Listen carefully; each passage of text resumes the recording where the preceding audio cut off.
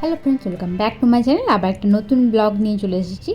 এটা হলো ষষ্ঠীর দিনের ব্লগ। ষষ্ঠীর দিন অফিস ছিল না, রবিবার ছিল। তো রবিবার সন্ধ্যাবেলায় বেরিয়েছিলাম। সন্ধ্যাবেলার বলতে 8টার দিকে। তার আগের দিন মানে পঞ্চমীর দিন সারা রাত জেগে এত টায়ার্ড হয়ে গেছিলাম, তো সারাদিন ঘুমিয়েছি। তারপর শ্যাম্পু করে বেরোলাম রাত্রিবেলা। ভাবলাম সাউথে দু একটা ঠাকুর দেখে আসি। আমাদের কাছে চেতলার ভিআইপি পাস ছিল, তো ভাবলাম চেতলা অগ্রণীটা দেখে আসি। তো আমি আর আমার বর দুজনে মিলে বেরিয়ে পড়েছিলাম। আর একটা ডেনিমের ওয়ান পিস পরেছিলাম, এটা আমি মিন্ত্রা থেকে নিয়েছিলাম। তো কেমন লাগছে লুকটা অবশ্যই জানিও। তারপর ওখান থেকে বেরোলাম, আর এই যে ঢুকছি চিতলা অগ্রণীতে। কালীঘাট মেট্রো হয়ে আমরা গেছিলাম, কালীঘাট মেট্রো থেকে তো সামনেই। তো দেখতে পাচ্ছ কীরকম ভিড়। যদিও আমাদের ভিআইপি পাস ছিল, ওই জন্য তাড়াতাড়ি পৌঁছেছিল, নাহলে প্রচণ্ড ভিড় ছিল, এক্সট্রিম ভিড় ছিল। যারা লাইনে দাঁড়িয়েছিল মনে হয় 2-3 ঘন্টা লাইনে দাঁড়িয়েছিল। তো এত সুন্দর প্যান্ডেলটা করেছিল, মানে অসাধারণ এক কথায়। এত সুন্দর, মানে এখানে দেখতেই পাচ্ছ যে অসুর আর দানবদের যে যুদ্ধ, অসুরদের আর দেবতাদের যে যুদ্ধটা হয়েছিল, মানে ওখানে লেখক সমরেশ বসুর অমৃত কুম্ভের সন্ধানে বলে যে নোভেলটা ছিল, তো তারই ইন্সপিরেশনে, মানে তারই অনুপ্রেরণায় এটা শুরু হয়েছিল, তাকে ট্রিবিউট দেওয়ার জন্য 100 বছরের উপলক্ষে। তো এত রুদ্রাক্ষ ছিল চারিদিকে সাজানো, ডিজাইন করা, এত সুন্দর লাগছিল। মানে অসুরদের আর দেবতাদের যে সমুদ্র মন্থন, যে অমৃতের জন্য সমুদ্র মন্থন হয়েছিল, সেটা নিয়েই মেনলি থিম ছিল।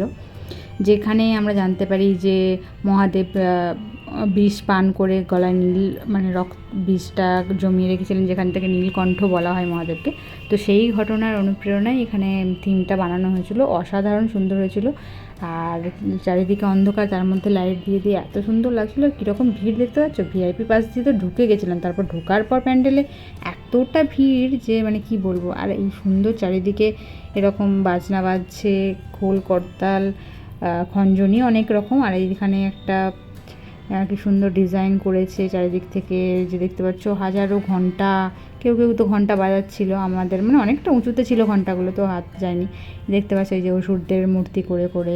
এখানে যে সাপকেই তো দড়ির বদলে যে অমৃত মন্থনে চাল মানে ঘোরানো হয়েছিল দড়ি দিয়ে, দড়ির বদলে সাপকে নিয়ে অসুরদের আর দেবতাদের টানাটানি চলছিল, যেখান থেকে অমৃত উদ্ধার করা হয়েছিল। তো সেই ঘটনায়। আর চিতলা অগ্রণীর ঠাকুরটাও অসম্ভব সুন্দর হয়েছিল, মানে খুবই সুন্দর, আমাদের তো খুব ভালো লেগেছিলো। কিন্তু এখানে অনেকটা টাইমই চলে গেছিলো, কারণ এখান থেকে কালীঘাট যাওয়া, কালীঘাট থেকে আবার চিতলাতে যাওয়া, ওখানে ঘোরা। আর আমরা বেরিয়েছিলাম অনেকটা লেট করে, 8টা সাড়ে 8টার দিকে, ওই জন্যই আর কি অনেকটা লেট হয়ে গেছিলো এই প্যান্ডেলেই। আর দেখতেই পাচ্ছ অসম্ভব সুন্দর ঠাকুর ছিল। ভিড়ের জন্য ভালো করে ছবিও তুলতে পারিনি, ভিডিও বানাতে পারিনি। যাই হোক, ওখান থেকে বেরিয়ে আমরা ভাবলাম যে সুরুচির দিকে যাই। সুরুচি সঙ্গের পাস আমাদের ছিল না, অপারেশন সিন্দুর মানে সন্তোষ মিত্র স্কোয়ারের পাস ছিল, আর বেহালার কয়েকটা ঠাকুরের পাস ছিল। বাট আমরা খুবই টায়ার্ড হয়ে গেছিলাম বলে আর যেতে পারিনি। রাস্তায় যারা যাচ্ছিলো তাদেরকেই আমরা এমনি দিয়ে দিয়েছিলাম, তো তাদের যাওয়ার জন্য। তো সেই রাস্তায় মানে ওখানে সুরুচির দিকে যাওয়ার পথে 2-3টে প্যান্ডেল ঘুরেছিলাম, অসম্ভব সুন্দর। ছোট্টখাট্টোর মধ্যে এটা একটা বৃদ্ধাশ্রমের থিম বানিয়ে করেছিল, ছোটোর মধ্যে খুবই সুন্দর করেছিল। দেখতেই পাচ্ছ ঠাকুরটাও যেমন সুন্দর, সেরকম এখানে চারিদিকে মানে বৃদ্ধ বয়স্ক মা বাবারা বসে আছে। তারা কারো ছেলে ডাক্তার, কারো শিক্ষাকর্মী, কারো শিক্ষক শিক্ষিকা, এরকম নানা রকম লেখা আছে। তো তোমরা এগুলো পজ করে পড়ে নিতে পারো। কোটেশনগুলো এত সুন্দর করেছে, আর অসম্ভব সুন্দর প্যান্ডেলটা বানিয়েছিল ছোট্টর মধ্যে একটা থিম। মানে দেখলে খারাপ লাগবে যে এখনকার মানুষ কীভাবে বাবা মাকে অবহেলা করছে। যাই হোক, তো দেখো এই ব্লগটা, আর কেমন লাগছে অবশ্যই জানিও। তারপর লাস্টটায় এত সুন্দর সুন্দর লাইটিং করেছে, তো খুব ভালো লাগছিলো। তারপর একটা প্যান্ডেলে ঢুকলাম, সামনে ছোট্ট মতো একটা, এটার লাইটিংটা এত সুন্দর, মানে রেড হালকা করে লাইট দেওয়া আছে, তো ছবি টবি দারুণ এসছে।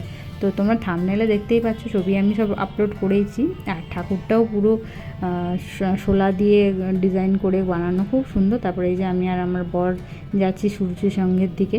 চেতলা থেকে সুরুচি আমরা হেঁটেই গেছিলাম সামনেই। আর ওখানেও মোটামুটি ভালোই ভিড় ছিল, ওখানেও 15-20 মিনিট মতো আমরা ভিড়ে লাইন দিয়ে তারপরে ওখানে ঢুকতে পেরেছিলাম। তো এখানে বিপ্লবী যোদ্ধাদের নিয়ে থিম বানানো হয়েছিল, যুদ্ধ, যারা যারা দেশের জন্য প্রাণ দিয়েছে। আর এখানকার সুরুচির সঙ্গে যা যা পুরস্কার, সেগুলো এখানে সাজিয়ে রাখা হয়েছিল, দেখতেই পাচ্ছ। তো যারা যারা গেছে অবশ্যই জানিও কেমন লাগলো। আমার তো খুব সুন্দর লেগেছে। আর অনেকটা রাত হয়ে গেছিলো বলে আমরা আর বেশি কিছু কভার করিনি, শুধু চেতলা সুরুচি ঘুরেছি, তারপর বাড়ি চলে এসেছিলাম। কারণ কি সপ্তমীর দিন বাড়ি যাওয়ার ছিল, তো ওখান থেকে টায়ার্ড হয়ে ফিরে আবার সকালে যাওয়া, তো এইসব করে আর বেশি ঘুরতেও পারিনি। আর তার আগের দিন যেহেতু হোল নাইট ঘোরা হয়েছিল, তো পাটা পুরো ব্যথা হয়ে গেছিলো, আর পারছিলাম না, তো ওই জন্য 2-3টে ঠাকুর দেখেই আমরা চলে এসেছিলাম। ব্লগটা খুব বেশি বড় হয়নি, ছোটোখাটোর মধ্যে হয়েছে। কেমন লাগছে তোমরা অবশ্যই জানিও। তো দেখতেই পাচ্ছ এখানে সমস্ত ক্ষুদিরাম বসু, প্রফুল্ল চাকি, মাস্টারদা সূর্য সেন, আরও নানা ধরনের যারা বিপ্লবীরা ছিল তাদের সব থিম দিয়ে, মানে তারা কীভাবে দেশের জন্য প্রাণ বলিদান দিয়েছে সেই সব নিয়েই বানানো হয়েছিল। আর ঠাকুরটাও খুবই সুন্দর হয়েছিল, সিম্পলের মধ্যে, খুব বেশি জাঁকজমকপূর্ণ না, কিন্তু ভালো হয়েছিল। তো আমাদের তো ভালোই লেগেছে, তোমাদের কেমন লাগছে জানিও। আর তোমরা সাউথের কোথায় কোথায় প্যান্ডেলে গেছো অবশ্যই জানিও। আমাদের ইচ্ছা ছিল ত্রিধারা, বালিগঞ্জ কাঞ্চাল, মুদিয়ালি এগুলো দেখার, বাট টাইমও ছিল না আর শরীরও দিচ্ছিল না, ওই জন্য চলে এসেছিলাম। এই যে দেখতে যাচ্ছে যতীন্দ্রনাথ এখানে ছিল, প্রীতিলতা, ওয়েদ দেদার, আর যারা যারা ছিল সমস্ত কিছু আমি এখানে ভিডিওতে তোমাদেরকে দেখিয়েছি। এই যে মাস্টারদা সূর্য সেন, কার কত সালে জন্ম, কত সালে মৃত্যু, কে কীভাবে দেশের জন্য প্রাণ দিয়েছে, কীভাবে, কেন ফেমাস, সেই সমস্ত কিছু এখানে কোটেশন করে করে কোট করে করে লেখা ছিল। আর অসম্ভব সুন্দর প্যান্ডেলগুলো বানিয়েছিল, পুরো মনে হচ্ছিলো যে আগেকার কোনো ভাঙা ইট দেখা যাচ্ছে, ভাঙা বাড়ি যেখানে প্লাস্টারটা ছেড়ে গেছে, এখানে ইটগুলো দেখা যাচ্ছে, কিন্তু এগুলো পুরোই প্যান্ডেল মানে বানানো, সমস্ত কিছু থার্মোকল টার্মোকল দিয়ে, তো অসম্ভব সুন্দর বানিয়েছিল। তারপর ওখান থেকে বেরিয়ে যেটা বললামই যে আমাদের কাছে অনেক পাস ছিল, তো সেগুলো সবাইকে দিয়ে আমরা বাড়ি ফিরে এলাম। কারণ কি আমাদের আর মানে একটু ইচ্ছা ছিল না, শরীরও দিচ্ছিল না। তো কেমন লাগলো এই ব্লগটা অবশ্যই কমেন্ট করে জানিও। ভালো লাগলে একটা লাইক করে দিও, চ্যানেল নতুন হলে সাবস্ক্রাইব করতে ভুলো না, পাশে থাকা বেল আইকনটা প্রেস করে দিও, সমস্ত ভিডিও নোটিফিকেশন সবার আগে তোমাদের কাছে পৌঁছে যাবে, তাহলে তোমরা আপডেট পেতে থাকবে। আর এভাবে আমার সাথে থেকেও, পাশে থেকেও, দেখতে থেকেও আমার চ্যানেলটা, আর হেল্প করো, একটু সাবস্ক্রাইব করো, ভিউজ কোড দেখিও আর কি, বন্ধুদের সাথে শেয়ার করো। তো দেখো এরপরে সপ্তমীর ব্লগ শ্বশুরবাড়িতে, ঘাটালে অষ্টমীও ঘাটালে শ্বশুরবাড়িতে, আর রমাবাড়িতে বাড়ি, সমস্ত কিছু আমি এক এক করে আপলোড করব। কেমন লাগলো অবশ্যই জানিও। দেখা হবে সবার পরের ব্লগে। সবাই ভালো থেকো, সুস্থ থেকো। আর এই যে দেখতেই পাচ্ছ কতগুলো পাস আমাদের কাছে ছিল, যেগুলো আমরা অন্যদেরকে দিয়ে দিয়েছিলাম, তারপর ফিরে এলাম। তো দেখা হচ্ছে পরের ব্লগে, টাটা।